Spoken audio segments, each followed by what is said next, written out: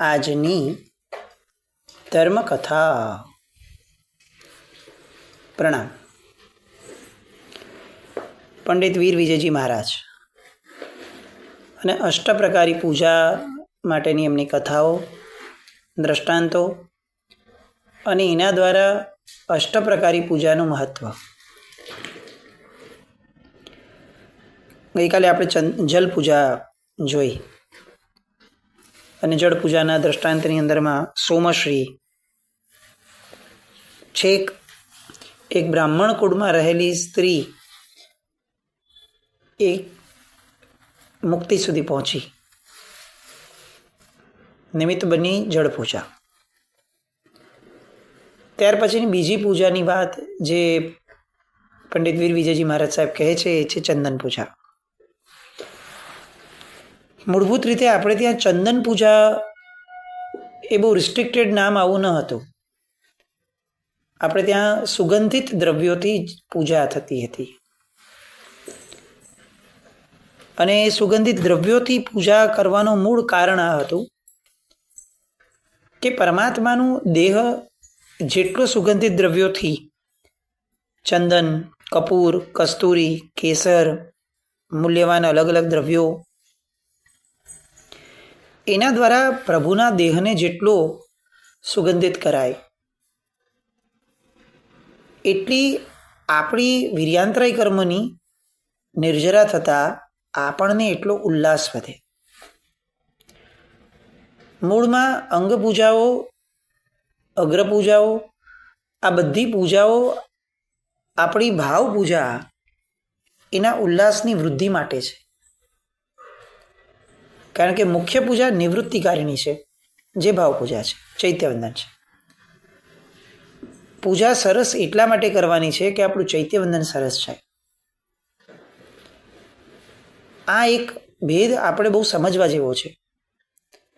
આપણને જેટલો આગ્રહ પૂજાનો હોય છે, કદાચ એનો કેટલાકમાં ભાગનો આગ્રહ પણ આપણને ચૈત્યવંદનનો નથી હોતો. બધી વિધિઓ છે, આપણે કદાચ અત્યારે આ મુદ્દો ઉપસ્થિત નથી, પણ દેવવંદન અને આ બધી જે ક્રિયાઓ છે એના બહુ મહત્ત્વ હોય છે અને એના આધારે કર્મક્ષયની વાતો છે. આજે આપણે આ સુગંધિત દ્રવ્યો દ્વારા થતી પરમાત્માની પૂજાના કથાનક તરફ ગતિ કરીએ છીએ. એક નામ મદનાવલી. સુગંધિત દ્રવ્યોથી જીન પૂજા કરવાનું મહત્વ શું છે, એનું મહાત્મ્ય શું છે, એ આ મદનાવલીની કથાથી આપણને સમજાવવામાં આવે છે. શિવપુર નામનું નગર, સિંહધ્વજ નામના રાજા અને એમની રાણી મદનાવલી. લગ્ન થયા એ પછીથી બંને બહુ જ સુખપૂર્વક જીવન જીવી રહ્યા હતા. રાજાને છાજે એવું, રાણીને છાજે એવું જીવન, અને બંને વચ્ચેનો પ્રેમ પણ એટલો જ સુંદર. જીવન બહુ જ સુખપૂર્વક જઈ રહ્યું હતું. કેટલાક સમય વીત્યો, કેટલાક વર્ષો, અને અચાનક એક દિવસ મદનાવલીને એક રોગ લાગુ પડ્યો. એના શરીરમાંથી દુર્ગંધ આવવા લાગી. અકારણ. રાજા છે એટલે આપણે સમજી શકીએ છીએ કે કંઈ વૈદ્યોને બોલાવવાની અંદરમાં કોઈ કસર ન બાકી રાખે. પણ દિવસ વીતતો જાય એવી રીતે દુર્ગંધ વધતી જાય. ધીમે ધીમે એના શરીરનું દુર્ગંધનું પ્રમાણ એટલું બધું વધી ગયું કે એના સ્વજનો અને પરિવારજનો પણ એની નજીક આવવાથી બચતા હતા. એટલી બધી દુર્ગંધ આવે. રાજ્યના કુશળ વૈદ્યો એ આ રોગનું કારણ નહીં પરખી શક્યા. પરદેશથી વૈદ્યો બોલાવવામાં આવ્યા. એકદમ નિષ્ણાત કહી શકાય એવા વૈદ્યોને બોલાવવામાં આવ્યા, પણ કંઈ અર્થ ન સર્યો. એ એવી સારવાર નહીં કરી શક્યા અને એક સમય એવો આવ્યો કે પરિસ્થિતિ એટલી હદ સુધી વિકટ બની ગઈ કે રાણીને રાજમહેલમાં રાખવા એ પણ દુષ્કર થવા લાગ્યા. દુર્ગંધની રેન્જ વધતી જતી હતી. રાણી કાયિક રીતે જેટલા હેરાન થતા હતા એનાથી કંઈક ગણા વધુ માનસિક રીતે હેરાન થતા હતા. કોઈ નજીક આવવા તૈયાર ન થાય. અંતે બહુ નબળો નિર્ણય લેવાયો કે રાણીને રાજમહેલમાંથી ખસેડીને નગરથી દૂર એક એકાંત અને નિર્જન સ્થાનની અંદરમાં રાખી મૂકવી પડી, જ્યાં કોઈ જ નહીં, કોઈ સેવિકા પરિચારિકા પણ નહીં, દાસી પણ નહીં. આ કેવો ઉદય કહેવાય! ધનની કોઈ જ કમીના નથી, ભરપૂર ધન છે, અને તેમ છતાં સેવા કરનાર એક વ્યક્તિ ન મળી શકે એવી સ્થિતિ છે. આપણને લાગે પૈસા, સત્તા આ બધું હશે તો આપણને કોઈ વાંધો નહીં આવે, આવું જ્યારે જીવ વિચારે છે ને ત્યારે એણે આવા દ્રષ્ટાંતોને નજર સામે રાખવા જોઈએ. અત્યારે આ પ્રસંગની અંદરમાં આપણે આ મદનાવલીના જીવનમાં કઈ વસ્તુ ઓછી હતી, પણ તેમ છતાં એક અંતરાય, એક ઉદય આવ્યો, એમાં બધી જ વસ્તુઓ એઝ ઇટ ઇઝ હોવા છતાં બધું જ છીનવાઈ ગયું, બધું જ દૂર થઈ ગયું, અને કોઈ કંઈ જ ન કરી શકે. અંતરાય આવે ત્યારે કેવો ગાઢ આવે છે, આ એનું ઉદાહરણ છે. એ એકલી રહેવા લાગી, કારણ કે બીજી કોઈ તકલીફ ન હતી. શરીરની અંદરમાં દુર્ગંધ સિવાય અશક્તિ કે એવી કોઈ વાત નહીં, પણ દુર્ગંધ એટલી બધી કે કોઈ વ્યક્તિ નજીક રહી પણ ન શકે. રાણી એકવાર એના આવાસના ઝરૂખે બેઠી હતી, એકલી જ હતી આખા નિર્જન વગડાની અંદરમાં. બધું જ કામ જાતે કરવાનું, આખો દિવસ એકલા રહેવાનું, એકાંતની અંદરમાં મન ગૂંચવાયા કરે, પણ એનો કોઈ ઈલાજ નહીં. કેટલાક દિવસ થાય એટલે રાજા આવે મોટું કપડું બાંધીને, અને એના બધા ક્ષેમ કુશળ પૂછી અને તરત વયો જાય. આવું જીવન. ઝરૂખામાં બેઠી હતી અને એક ગજબની ઘટના બની. એક પોપટનું જોડલું આવ્યું, પોપટ અને પોપટી આવીને ઝરૂખે બેઠા અને મનુષ્યની ભાષાની અંદરમાં વાત કરવા લાગ્યા. ગજબના આશ્ચર્ય થાય. આપણે આવું બધું સાંભળીએ ને ત્યારે આપણને આમ એ જમાનો બહુ સુપર લાગે કે જ્યારે આવા બધા કુતૂહલ આમ થતા હશે. કેટલીક વાર લોકોને એવું લાગતું હશે કેટલાકને કે આ બધી કલ્પનાની વાતો હશે, પણ એવું નહીં. સત્ય હકીકતોની જ વાતો અહીંયા છે. સર્વજ્ઞનું શાસન છે. અહીંયા કલ્પનાઓના બહુ મોટા એવા કથાનકોની અંદરમાં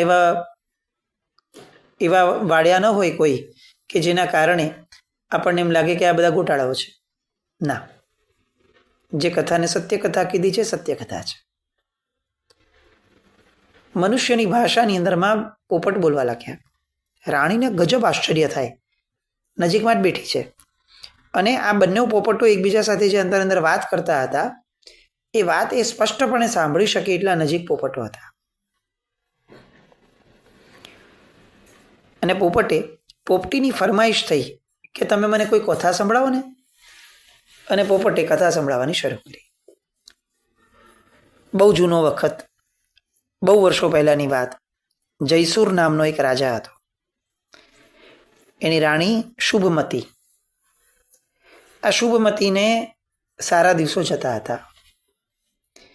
એને એકવાર મનમાં દોહલો જાગ્યો કે મારે અષ્ટાપદ તીર્થની યાત્રા કરવી છે.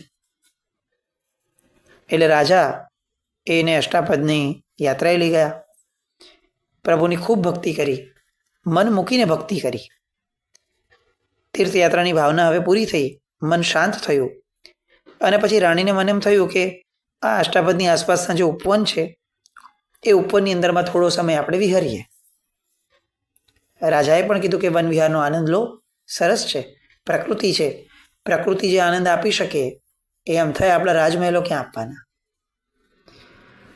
એટલે વન વિહાર કરતી વખતે બંને જણા સરસ મજાની વાતો કરી રહ્યા હતા. રાજાને કેટલોક સમય માટે એમ થયું કે હું અહીંયા બેસું છું, તમે હજી થોડો વિહરો. અને રાણી એકલી આગળ જવા લાગી. એવામાં અચાનક રાણીને એક જગ્યાએ અતિશય દુર્ગંધ આવવા લાગી. એને એમ થયું કે અહીંયા હજારો સુગંધી ફૂલો છે, પણ આ મને ન ગમતી દુર્ગંધ કેમ અહીંયા આવે છે? અને એને બોધર કરે એ હદ સુધી એને દુર્ગંધ આવવા લાગી. હવે રાણીને એમ થયું કે મારે કોઈ પણ હિસાબે શોધવું છે, કારણ કે અહીંયા આસપાસ એક વસ્તુ એવી દેખાતી નથી કે જેમાંથી દુર્ગંધ આવી શકે. અને અષ્ટાપદના ઉપવનો છે, ત્યાં તો દુર્ગંધ આવવાનો કોઈ પ્રશ્ન નથી આવતો. આશ્ચર્ય હતું. એટલે રાણી આસપાસ જોવા લાગી, તપાસ કરી અને ખ્યાલ આવ્યો કે એક દૂર નિર્જન જેવું એક ઉપવનની અંદરમાં જગ્યા છે, વૃક્ષની નીચેનું સ્થળ છે. એ સ્થળમાં એક ધ્યાનસ્થ અવસ્થાની અંદરમાં મુનિરાજ દેખાયા. રાણીને નક્કી ખ્યાલ આવ્યો કે આ જે હું દુર્ગંધ અનુભવું છું ને એ એમના શરીરમાંથી આવતી દુર્ગંધ છે. તરત જ પોતે પાછી ગઈ અને પોતાના પતિ શુભ જયસુર બેઠા હતા એ જયસુરને આવીને કીધું કે જરા મારી સાથે આવો ને. નજીક લઈ આવ્યા અને એને મુનિરાજ દેખાડ્યા. જયસુર દૂરથી વંદન કરી અને મુનિરાજ પાસે જવાની વાત કરે છે અને ત્યારે તરત એને કહે છે કે તમને કોઈ દુર્ગંધ નથી આવતી? જયસુરે ના પાડી કે ના, મને એવી કોઈ દુર્ગંધ નથી આવતી. પણ શુભમતીને એવું લાગવા લાગ્યું કે નહીં, મને બહુ દુર્ગંધ આવે છે. આ આવી જે સ્મેલ છે, આવી જે વાસ છે એ મને જરાય પસંદ નથી. એટલે એણે એમ કહ્યું કે આ મુનિજીવન બહુ જ સારું, એમાં કોઈ શંકા જ નહીં. ભગવાનનું કીધેલું આ શ્રેષ્ઠતમ જીવન છે, અહિંસામય જીવન છે, આચારમય જીવન છે, ઉત્તમ જીવન છે. પણ આ એક વસ્તુ જે છે ને એ થોડી મને બહુ ખટકતી હોય હંમેશા, કે એમને નાયા ધોયા વિના કેમ રહેવાનું હશે. એટલે ચલો આપણે સમજી શકીએ કે સચિત જળમાં તો વિરાધના છે, અચિત જળથી નાહવાની છૂટ તો ભગવાને આપવી જોઈતી હતી ને, એવું કેમ નહીં આપ્યું હોય ભગવાને? જુઓ, આ સ્નાન નથી કરાવવામાં આવતું, એના કારણે આ મુનિ અહીંયા ઊભા છે, સરસ તપ ત્યાગ કરી રહ્યા છે, પણ દુર્ગંધ કેટલી આવે છે. તો આના કારણે આપણને કેટલી જુગુપ્સા થાય મુનિ પ્રત્યે. એના કરતાં જો આ લોકો થોડા થોડા દિવસે પણ આમ નાહી લેતા હોય તો કેટલું સારું, આપણને આવી જુગુપ્સા તો ન થાય. રાજાએ કીધું કે એવું ન બોલાય, મુનિના દેહમાંથી કોઈ દિવસ દુર્ગંધ ન આવી શકે. એટલે રાજાએ એને ટોક્યું કે શરીરના મમત્વ વિનાના મહાત્માઓ, એમની માટે તો સંયમની મસ્તી એ જ સ્નાન છે. અને તું જોતો ખરી એમનો તેજ જો, એ તેજના આધારે આપણને આ મુનિની પ્રસન્નતા વર્તાય છે. અને આ જગતની અંદરમાં પ્રસન્નતાથી મોટું સુખ કયું છે?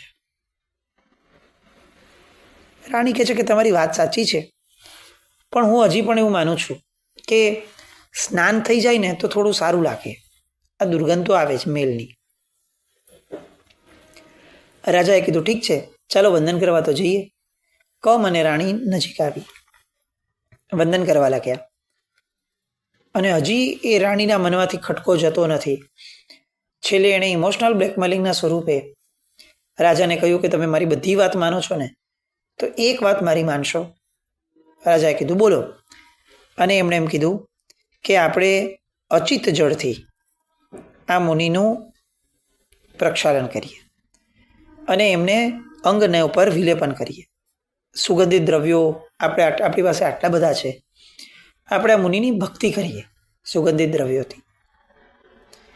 મુનિ એ હદ સુધી નિશ્ચલ છે કે એમની આસપાસની દુનિયામાં થતી આ ઘટના એની તો એમને કોઈ અસર નથી જ, પણ આ મુનિને કોઈ સ્પર્શ કરે, આ મુનિના દેહની સાથે કોઈ કંઈ પણ કરે તો પણ એમને કોઈ કરતાં કોઈ જ અંદેશો નથી આવતો. એ એટલા દૂર ઊંડે ઊંડે ઉતરી ગયા છે. એક નબળી પડ આવીને રાજાને એમ થયું કે આમે દોહલો થયો છે, કઈ રીતે ના પાડું. અને આમ પણ મુનિ ભગવંત એ પોતાના ધ્યાનની મસ્તીમાં છે, બહારથી એમના દેહ સાથે જે પણ થાય એની હારે એમને કોઈ જ વાંધો ન હોવો જોઈએ. અને એક નબળો આ નિર્ણય. અને રાજાએ કહ્યું કે સારું, તમને બહુ ઈચ્છા છે તો આપણે એવું કરીએ. અને મુનિ ભગવંતને અચિત જળ લાવી અને એમના દ્વારા એમના દેહને, એ મેલને સાફ કર્યું. સુગંધિત દ્રવ્યો વગેરે લાવ્યા, એમના દેહ ઉપર એ વિલેપન કર્યું. આ બધું જ મુનિ ભગવંતના દેહ સાથે થાય છે અને મુનિ ભગવંતને લેશ માત્ર પણ એનો અણસાર પણ નથી. એમના ધ્યાનની અંદરમાં કંઈ જ ફરક ન પડ્યો. એમના દેહ સાથે આટલી બધી ઘટના થઈ તો પણ આવું નિશ્ચળ ધ્યાન એ મુનિ ભગવંતને. બંને સરસ મજાના ભાવથી ભક્તિ કરી. થોડા હજી આગળ ગયા એ લોકો અને વિહાર કરીને ફરી પાછા આવ્યા. કેટલોક સમય વીતી ગયો અને એ લોકો પાછા ત્યાં ફરી રહ્યા હતા ત્યારે એ જ સ્થાન ઉપર આવ્યા, પણ એમને મુનિરાજ ક્યાંય દેખાણા જ નહીં. બંનેને આશ્ચર્ય થયું કે આ મુનિ ક્યાં ગયા હશે.